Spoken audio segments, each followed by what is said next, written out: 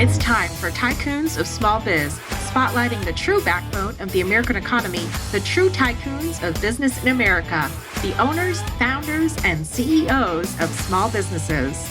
The show's hosts, Austin Peterson and Landon Nance, are registered representatives of Lincoln Financial Advisors Corporation, a broker-dealer, member SIPC, and registered investment advisor.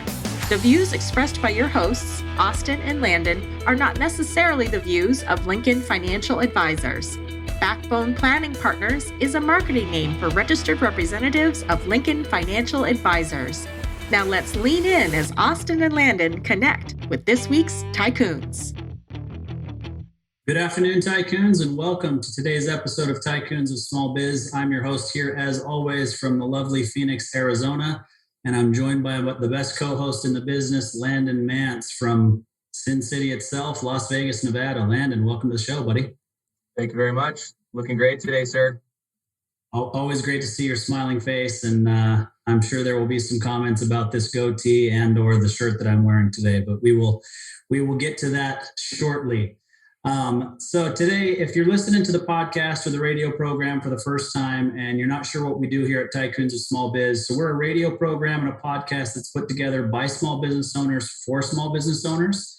Landon and I are both small business owners. We're also from families that are multi-generational small business owners. And so small business really runs in our blood, and we believe that the small business owner and the small businesses in our country are truly the backbone of the American economy. So we decided about a year and a half ago to put together a podcast or a radio program that gives small business owners an opportunity to share their story, to get get word out about their business. And so Tycoons of Small Biz was born. So today we are excited to actually have a definite tycoon on the show with us today. Thomas Inserra, Chairman and CEO of Integro Bank, is on the show with us today. So Thomas, welcome to the show. Hello, Austin and Landon. Great to see you, Thomas. And we know that you're coming to us live today from Florida. You're there for a conference, I believe, but you're based in Arizona typically, correct? Absolutely, based in Phoenix. Great. Yeah, so tell us a little bit about yourself personally. We always like to start with the personal side. So tell us, where you grew up, how you got started in business, maybe where you went to college if you did. Tell us about your family, whatever you'd like us to know about you personally, and then that'll kind of lead us into where we are today with you starting Integro Bank. Certainly. Born and raised in Pennsylvania. Started working at the ripe age of 9, delivering newspapers at 4:30 in the morning before school. So I view that as my first small business job, working for tips, delivering newspapers. And then at age 16, after school and weekends in Pittsburgh, flipped some hamburgers. And the dream was to become the first person in the family to attend and graduate college. So I was saving up my money for years. I was able to go into college at Purdue in the Midwest, the state of Indiana, and ran out of money after my very first semester. And I had to walk to the edge of campus to obtain my third small business job, was able to secure that, working for $5 an hour full time, put myself through college. So that's my upbringing. Yeah, that's awesome. I mean, I think, there's some similarities to my own background in there. I had a paper route when I was younger as well. You went around, you collected the money, you were hoping for tips, you're delivering the newspapers early on the weekends when you'd rather be out, or you'd rather be sleeping really on the weekends. And so it means that you're in bed earlier the night before. All those kinds of things ring true to me for sure. Yeah, I remember every morning it was pitch black, so I had to have a light on the bicycle. And I also remember those metal change makers. So when you were collecting the bill, they didn't have automated bill pay. So you had to walk around the neighborhood to manually collect the bill for the newspaper. If you were lucky and they liked the service, you'd get a tip, but you had to carry those metal change makers with pennies, nickel, dimes, and quarters. Yep, I remember it well. So I am still trying to figure out, though, how my first job was $4.25 an hour, but you had a job at $5 an hour. Well, hey, I was in college, so I think flipping hamburgers, it was $2.85 an hour when I started flipping burgers. Yeah. Boy, I tell you, my kids just don't understand what that was like nowadays. I was talking to my wife about it last night, just thinking, you know, my son today makes as much money as I made when we first got married. And he's essentially working part time. I'm still paying his rent. I'm still paying his tuition. So I'm trying to figure out how he never has any money when, we started our family on that kind of money. But, inflation obviously comes into play as well. It's 25 years later or so. That's right. Tell us a little bit about Integro Bank. It's a proposed bank at this point, so you haven't launched yet as a bank, but tell us a little bit about what it is that you're setting out to do, the differentiators. I think everybody thinks, oh, bank. Well, banks are all the same, but you're going to tell us that they're not. So let's start with the differentiators and kind of what you guys are setting out to do. Well, so Austin, the inspiration for launching the bank was actually what we were just speaking about a moment ago, my background, the connection to small business. And fast forward years later, COVID hit. We all went through COVID. And when I was driving through the neighborhood, I was dismayed at how many small businesses were closed down. And it seemed to me that Arizona was disproportionately impacted, at least the small businesses were. And I could not really understand it until I started to do some more research. And I learned some really startling things. A few things that stand out. I learned, for example, that small business in Arizona, even Southern California and Nevada, 99% of all the companies in those regions are classified as small business because they have 100 employees or less. But yet, if you add up all the lending activity from all the banks combined, those small businesses get about 4.5% of all the lending activity. So that allowed me to conclude that the small businesses were starved for capital at a time when they most needed capital. And so when you have these periods of economic stress, whether it be recession or even COVID, that's when you see the closure rate for small businesses go up because they just don't have enough cash reserves. And so I dug deeper and I found, for example, in Phoenix, the city of Phoenix has really been a victim of its own success in that over the last 25 years, it's been such an incredible growth market that all the banks in the United States have wanted to have a presence in Phoenix.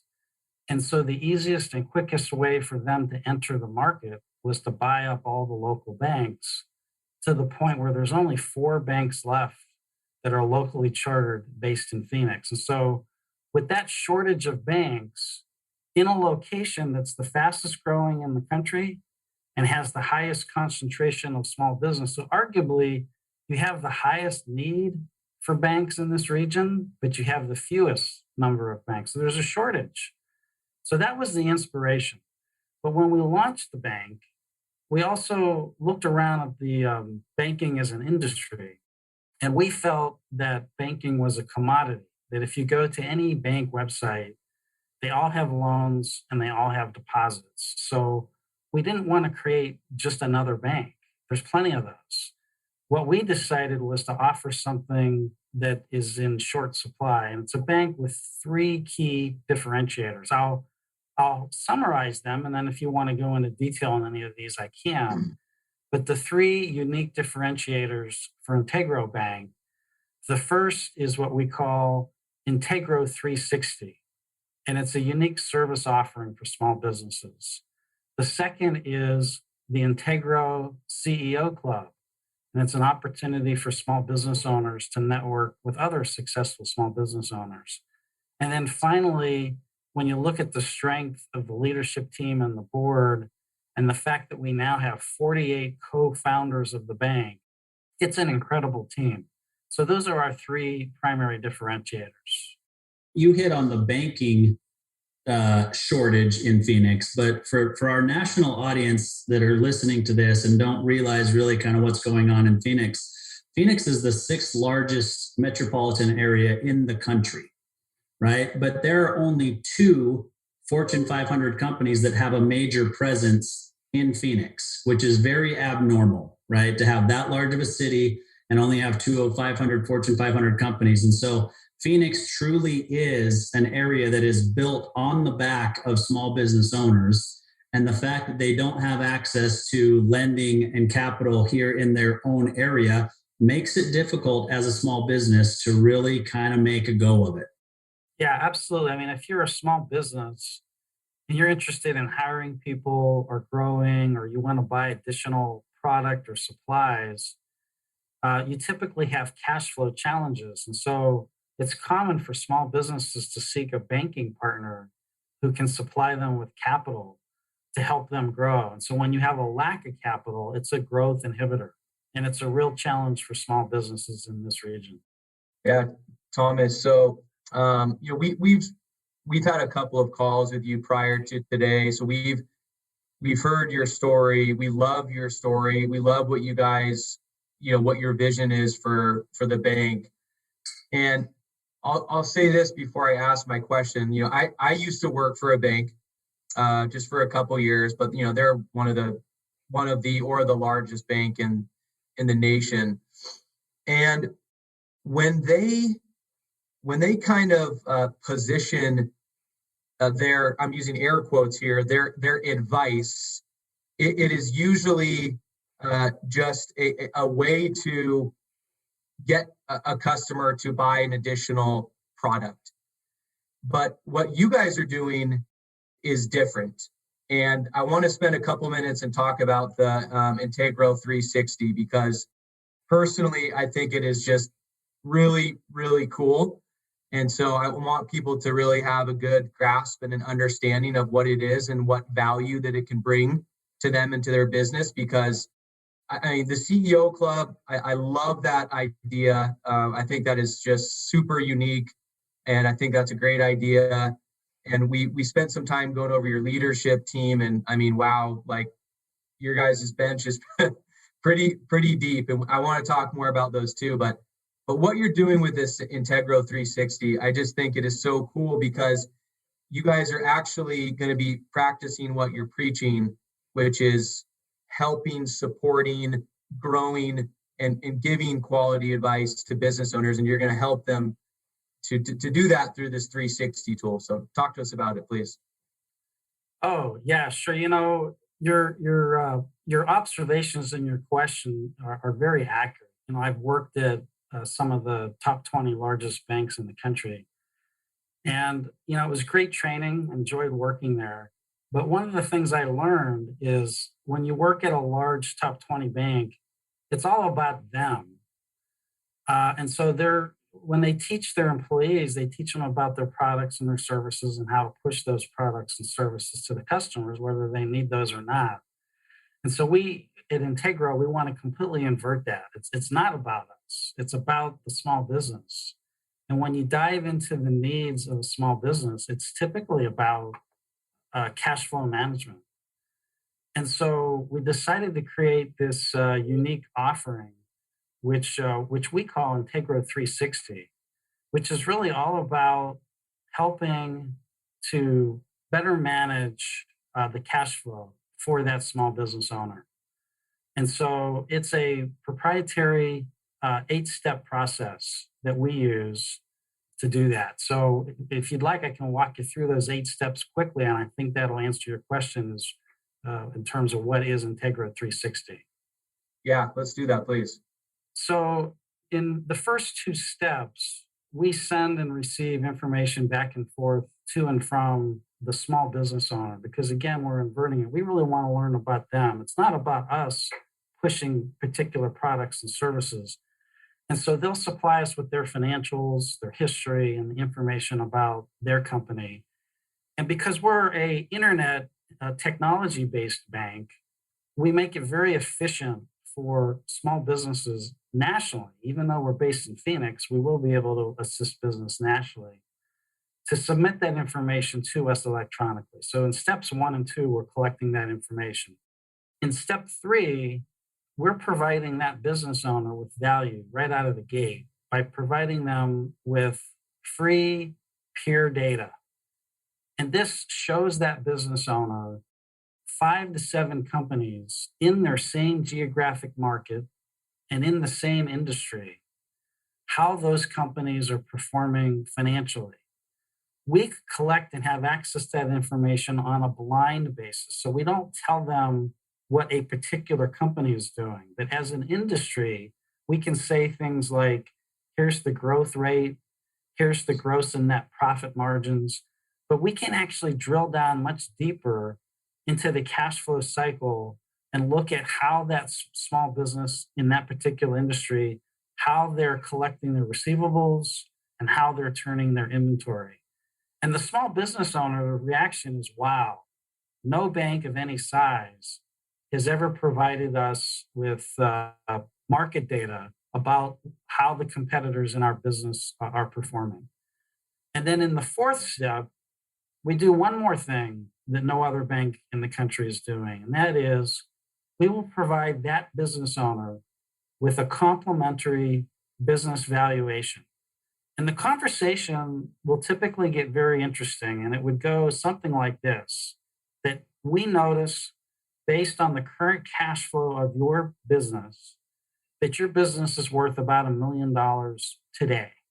But you've indicated to us as a bank that your long-term goal for your company is to build up the value over time, over the next 15 to 20 years, so that, say, 20 years down the road, you can sell the company for, say, 15 or 20 million, or maybe hand it off to the next generation. And when they get that information about their current valuation, they're again amazed that no other bank is providing that kind of information. And then in steps 5 and 6, the business owner gets very engaged and they get very competitive, because what they want to know is, based on how their business is performing in its cash flow, and looking at what they're valued at today and their long-term goal of increasing the valuation, they look for strengths and weaknesses of how their company is performing relative to their competitors. So for example, we might say that their business that they own is turning their receivables every 70 or 80 days, but all of the businesses in their market are actually turning their receivables every 30 days. And because they have superior free cash flow, their competitors are able to reinvest that free cash flow, and they have sustainable growth rates. The competitors have sustainable growth rates in the industry of 10 to 12% growth rates per year.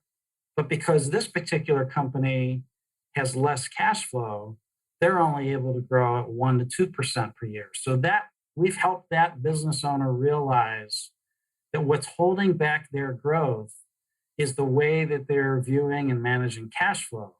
And so having access to this competitor data and this business valuation tool gives them a way to see the strengths and weaknesses of how they're managing their business. And then what we find is that business owner really wants a feedback loop, because they want to meet with us monthly or quarterly so that we can help them evaluate their performance relative to their peers.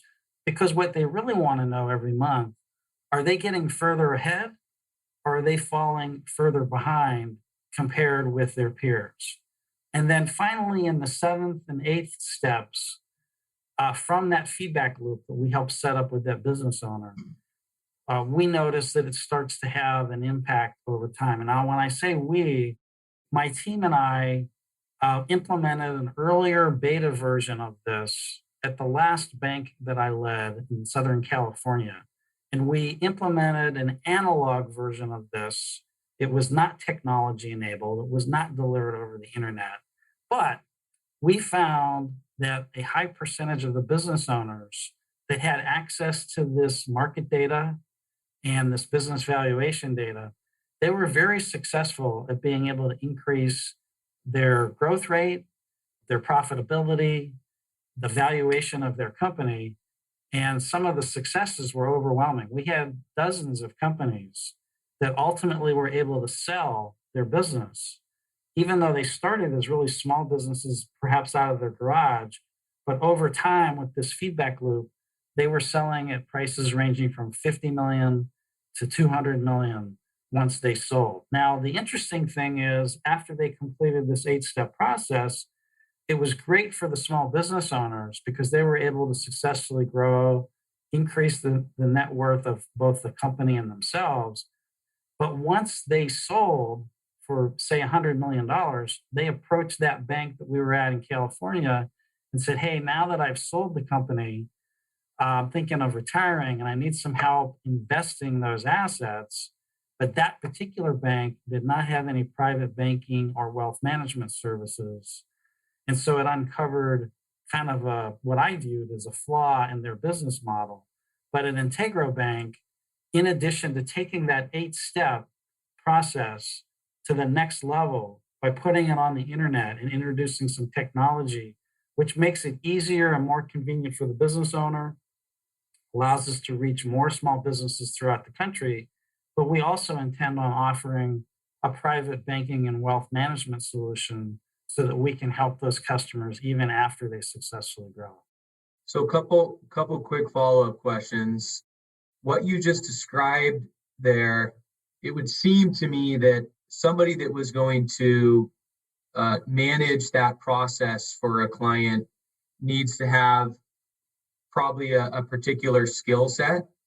So who is going to be responsible for managing that process with clients so that they can help them successfully transition from one step to the next?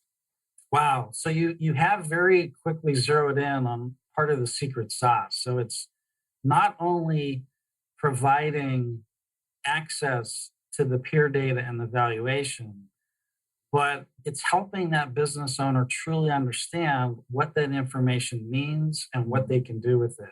And so what we found was the single biggest challenge when we went through this 5-year beta period in California is that none of the bankers that we had at the bank at the time were really equipped. So we really had to start over and train our bankers. We put them through a series of Wall Street prep type courses so that they could think more like consultants and advisors in helping the business owner grow their company and maximize their valuation. Now, those are skills that most bankers don't have. So when we went to build this bank, I was able to successfully recruit a lot of those early pioneers that helped us roll this out at the last bank. But we have to spend an awful lot of time, energy, and effort in providing that custom training as we recruit new bankers. And so that creates a high barrier of entry and explains why you don't really have a lot of other banks doing this. That bank in Southern California is the only other bank I know of in the United States that has an offering that's anything like Integra 360, but they were delivering it in an analog, paper-intensive process, and we're the only bank that's leveraging the power of the internet and technology to deliver this to customers. Mm-hmm. And will this be available to any small business customer, or do they have to have some kind of a specified relationship with you guys? Yeah, we ask that they have one of two relationships. We actually, when we do our investor presentations for people who are interested in becoming shareholders of our new bank, that shareholders who invest will have access to this Integra 360 service, as well as the customers of the bank. So we would ask that you either become an investor in the bank or a customer of the bank. And then at that point, you'll have, under either of those cases, complimentary access to that Integra 360 service. All right. One final question on here, and I'll kick it back to Austin. What does a typical time frame look like for?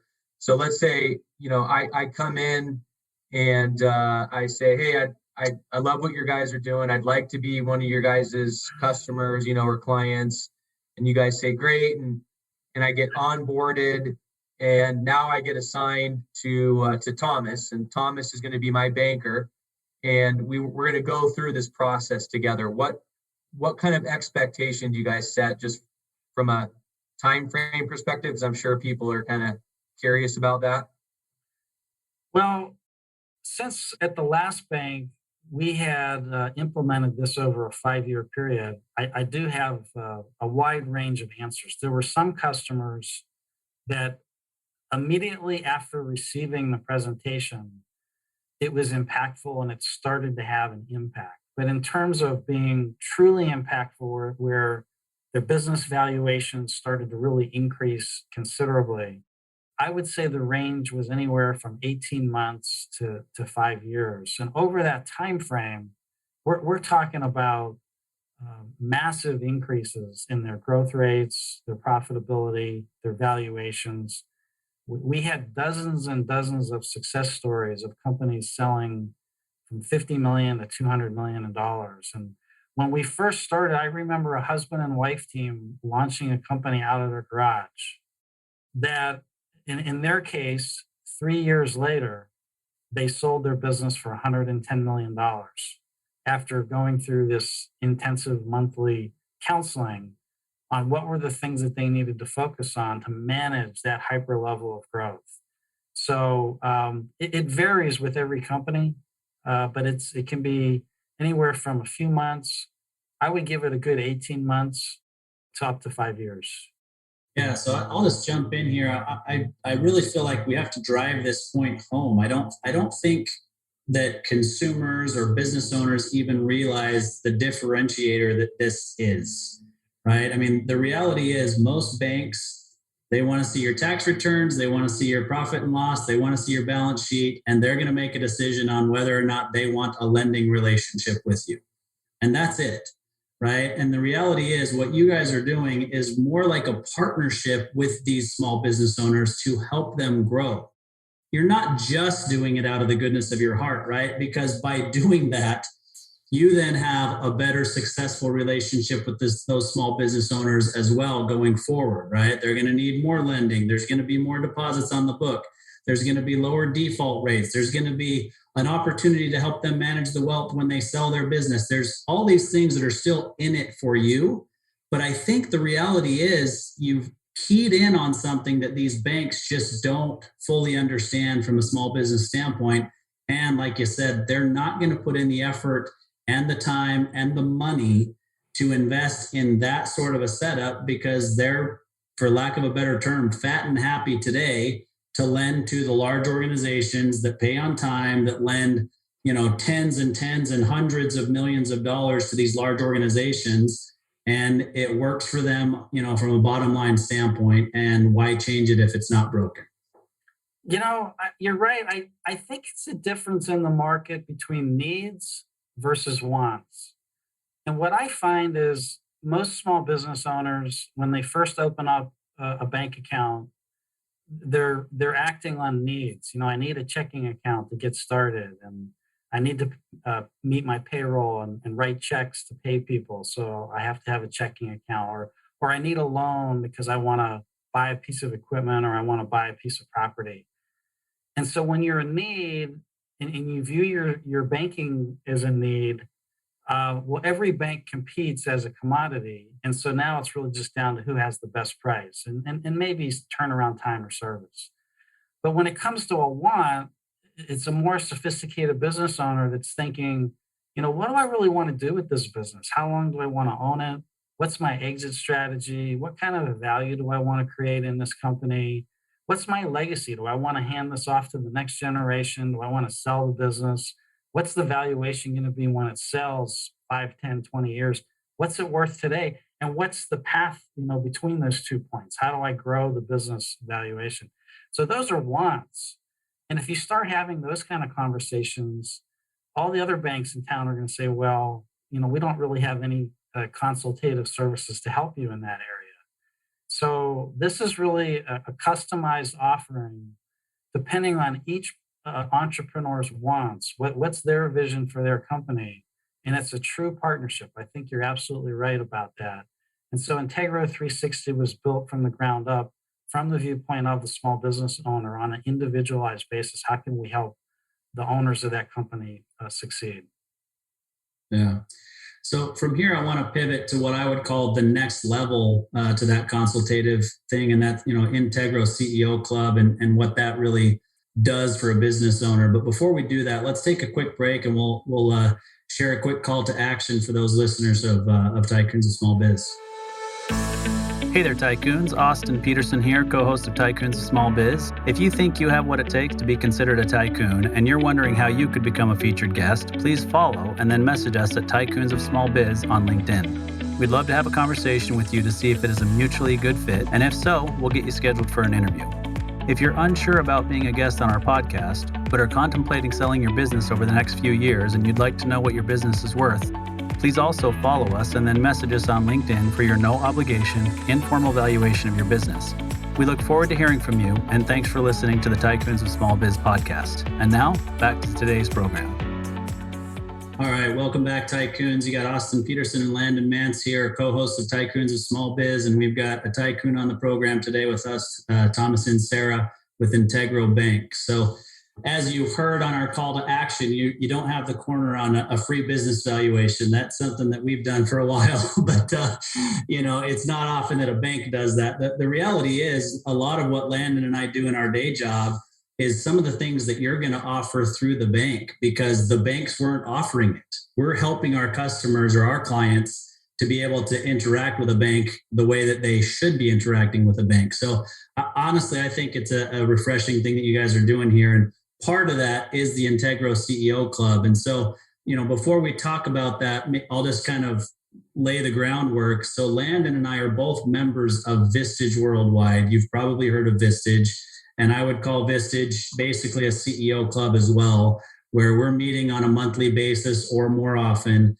with other owners of small businesses. And what's unique and great about it is that you have an opportunity to almost have your own board of advisors there to give you feedback on things that you may not be thinking about or that you're missing. And they're doing it in a completely unbiased manner because they have no stake in the game, right? And so I think Integro CEO Club is doing something similar, but tell us a little bit more about Integro CEO Club and why you think it's super important, for the clients of the bank. Sure. Yeah, Vistage is a good example. There are other CEO clubs, and I think they all add value. The way I think about our CEO club, the first thought that comes to my mind is the term blind spots. Every business owner has blind spots, whether they know it or not. And the advantage of affiliating with some type of a CEO club is you get access to people who have been there and done that, and they're more seasoned, and they can help you see and overcome your blind spots. They will help you become a better business owner and more successful. And so, but one of the key differences at the Integro CEO Club is that it's complimentary. And some of these CEO clubs can be pretty pricey. So it's just an extra service that we've decided to have as part of our offering, that if you're either a shareholder or a customer, you're going to have access to these CEO club events. And so a typical event would be a CEO that we ask to come in as a guest speaker. And they're going to talk about, for example, how they were able to successfully increase the value of their company from a two-person startup founded in a garage to, $100 million business. What were some of the challenges that they had along the way that they were able to overcome? And in that presentation, these other CEOs who are now participating in that group setting might hear and learn about challenges that they are in the process of overcoming, and they can then enter into private conversations with those CEOs. So it's just a great learning experience, a great networking opportunity. Yeah, I agree with you. I mean, honestly, for me, and I won't speak for Landon, but at Vistage, having a guest speaker, I think, is many times inspiring, and it's great to hear, different things that they're doing out there, and it helps you to kind of think about things that you could be doing differently. But the biggest value for me is from the other CEOs and the other business owners, where they're giving me feedback on something that I'm dealing with, or we're giving another business owner feedback on something that they're dealing with, where we're looking at anything that they're trying to figure out inside of their business from about every angle that you possibly could look at it from. and then give them feedback and action steps to go out and actually take action the next day, which is really tough to get, right? I mean, even you can hire consultants and pay them a bunch of money, come in, and a lot of times they're going to hand you a book this thick, and they're going to walk out the door and say, okay, implement it. But the reality is we're giving the actual action steps, and then they're being accountable to us the following meeting, which I think is a huge value that comes from these CEO clubs. Yeah. Yeah, I think you'll find a common trait among a lot of the successful CEOs is a lifetime commitment to learning. And so this is just another platform to help any business owner that wants to get to the next level to continue learning from others. Yeah, absolutely. Len, were you going to say something?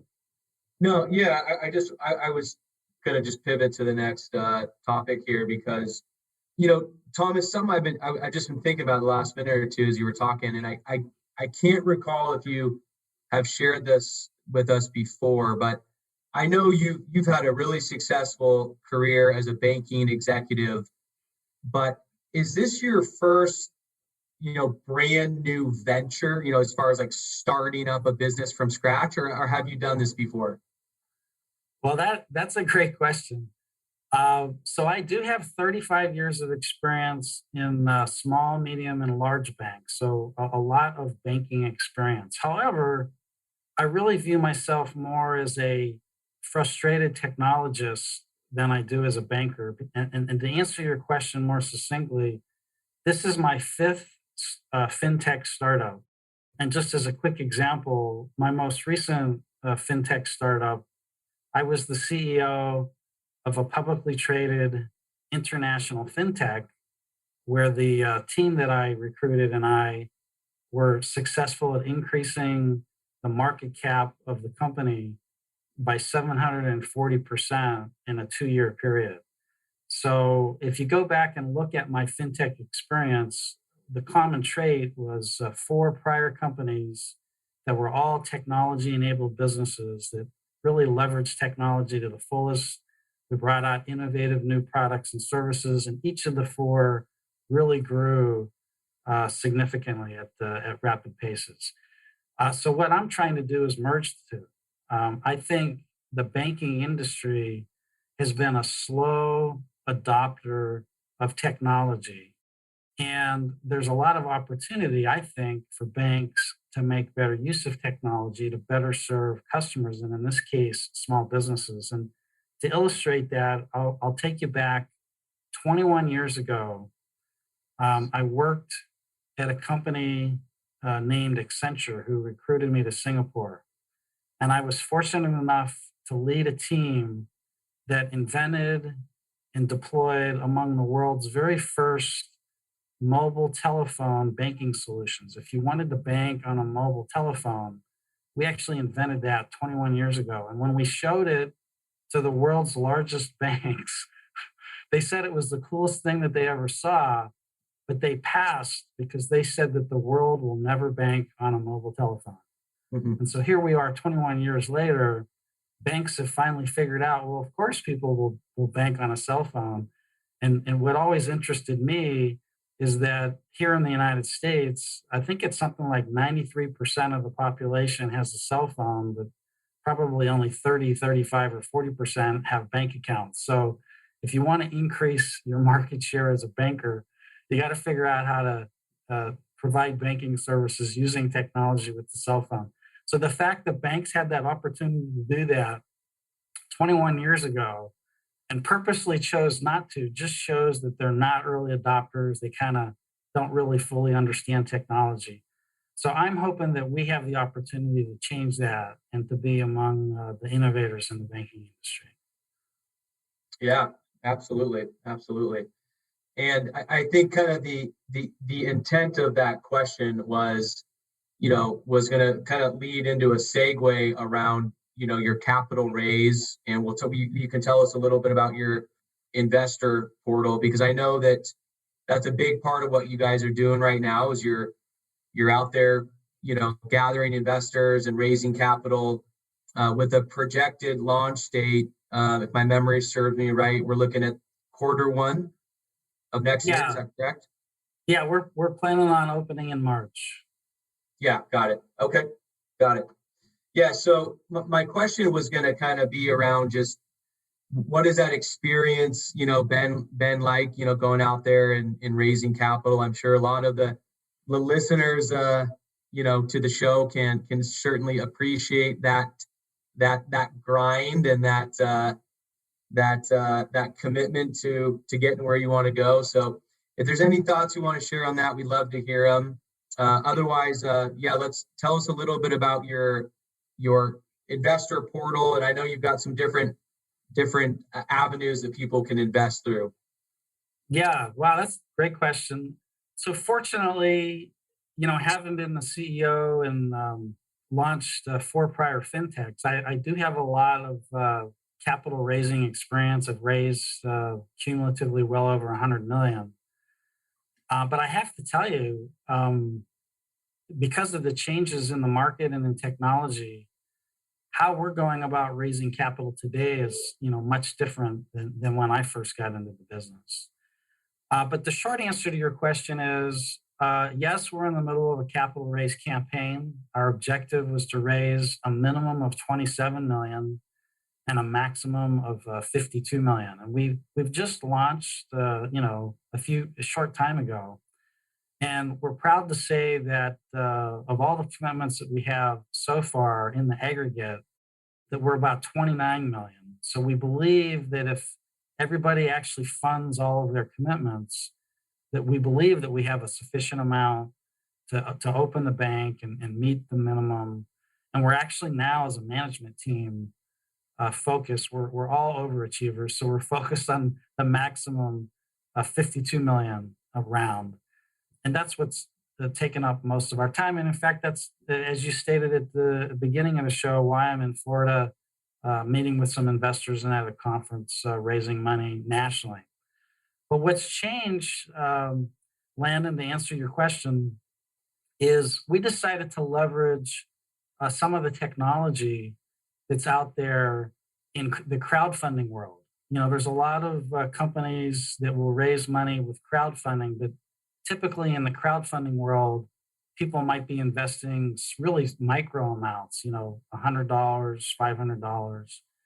But we've been able to use that technology. So when people actually go to our website at integrobank.com and they click the icon that says become an investor, they can review the private offering agreement.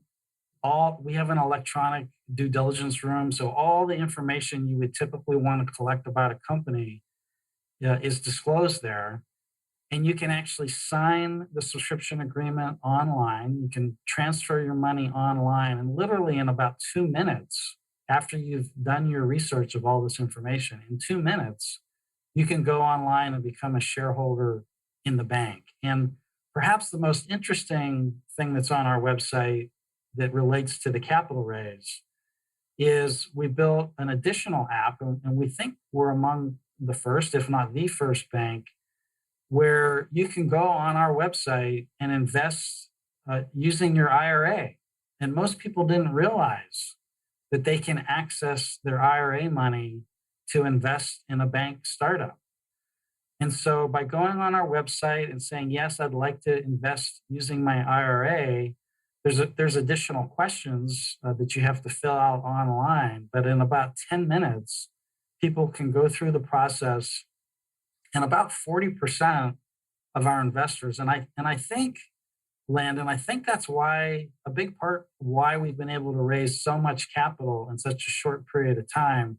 I think it's partly because we have a strong management team, we have a good value proposition for investors, but we've made it so easy online to go through the process of actually becoming an investor in 2 minutes if you're a cash investor, or 10 minutes if you're an IRA investor. That convenience has really helped translate into a rapid capital raise for us. Yeah, that's great. So you made a comment that triggered something. I recently changed my banking relationship. One of the businesses that I have, I changed my banking relationship from a large national bank to a significantly smaller local bank. And I'm going to switch again, because what happened is that I got used to certain technologies, and switching over to this smaller bank, the technologies are not there on the desktop or the mobile app. And so I'm now going to figure out where I'm going to go next. I don't know if I'll go back to a big bank or not. I'd like to do something, supporting the small business community. But my question is, how are you guys going to compete from a technology standpoint, specifically mobile banking, with some of these firms that have billions of dollars to put into their app? I agree. I think our observation of the marketplace is that most banks are in one of two categories. You have the top 20 large banks that have invested heavily in some of the online applications. But if you ever need any kind of customized service or need to talk with someone and you're a small business owner, you're just not going to get the service that you need. So your choice at a large bank is you might have access to some of the cool and latest internet tools, but you just don't really have the level of service that you need. So a lot of people will switch to the second type of bank, which is a small community bank, but typically because they don't either have the expertise or they haven't invested in the right technology, they find that some of the smaller community banks lack a sufficient level of sophistication in their technology offerings. So we've placed ourselves between those two in what we call a hybrid model. So because we're starting from scratch, and you look at the strength of the technology team that we've recruited who have worked at the larger banks, we're able to deploy the latest and greatest technology, all and more, that all the large banks have. But interestingly, the top 20 banks, most of their technology platforms were put in place 5, 10, 15, 20 years ago. And we refer to them as the older legacy systems, and they don't necessarily have the latest and greatest anymore. However, as a brand new bank, we're able to put in best in breed and all the technology offerings. So we think that we'll have a superior level of service compared with the large billion-dollar banks. Now, on the small community banks, they're historically known for their customer service and being able to get to know their customers. And that's why I refer to it as a hybrid model. When you heard our discussion of Integro 360, our bankers are required to really get to know and understand the needs of that business. And they need to do that in order to give them accurate advice on how to improve the cash flow and to maximize the value creation in that business. And so by offering this customized, tailored, really understanding the needs of your customer service combined with the sophisticated technology, we think that we've got the best in class of both. I like it. Well, I'm looking forward to seeing and experiencing that technology, and certainly the other complementary services. I think that just what you guys are doing is just so cool and so unique, and I think that business owners are going to really gravitate towards this type of model, because I think you're 100% accurate. Obviously, you have way more banking experience than I do, but working for one of the largest banks, and now that we've been in this interesting environment with COVID, you can't even get somebody on the phone, let alone actually walk into a bank and sit down with somebody and have a discussion with them if you need some kind of service. So, and I'll make one comment. You can tell me what your thoughts are on this. So 20 years ago, you pitched this idea to the banks and they said, thanks, but no thanks. And I would argue that if we had this same conversation in 20 years from now, I'm going to bet you 90 to 100% of our banking needs, transactions, relationships are going to be virtual. What do you think? Yeah, I think we don't even know what all the changes are going to be. I came across an entrepreneur the other day as a quick example that claims to have recently received a patent that will allow people to bank over their TV. And so his idea is to make every TV in America a new bank branch, where instead of just doing it on your phone or your laptop, now you can actually bank and you can pay people. You can point your remote control at your TV and say, yeah, send that person $20. And so I think there's a lot of new technologies that we can't even think about that'll come out over the next 20 years. Yeah, interesting.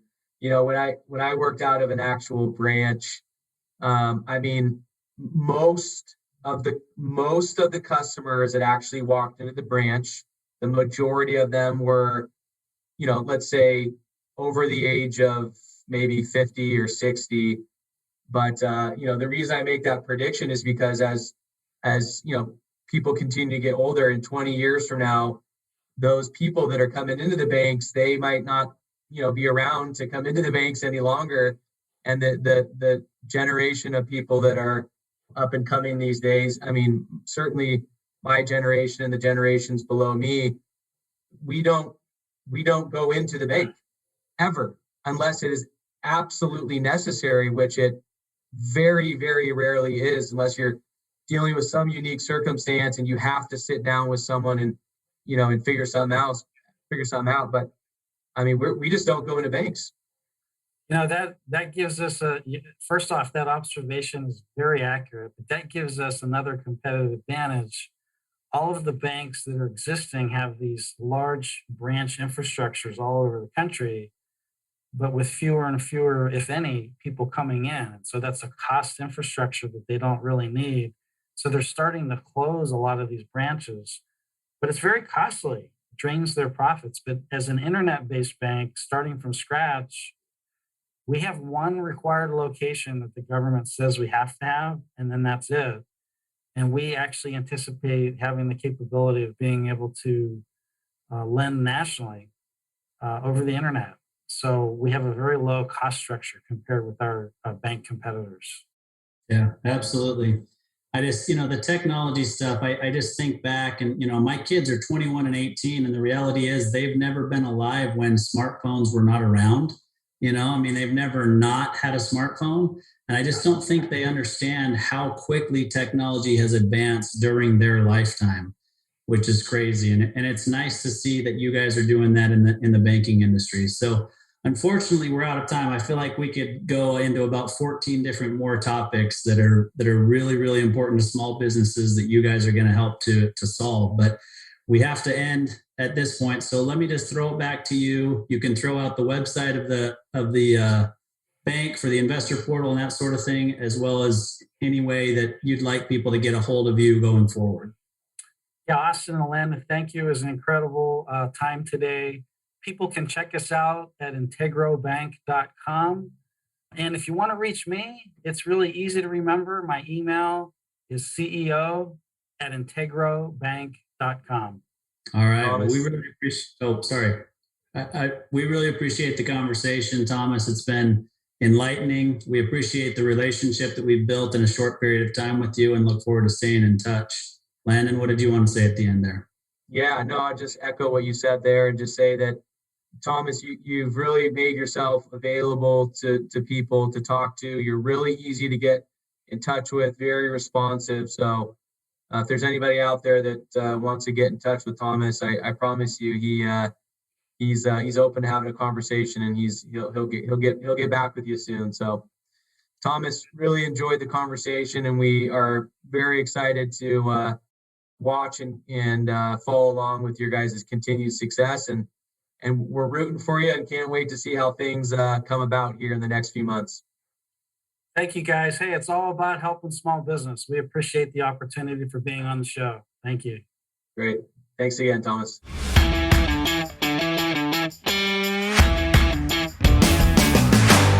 You've been listening to Tycoons of Small Biz, proudly hosted by Austin Peterson and Landon Mance.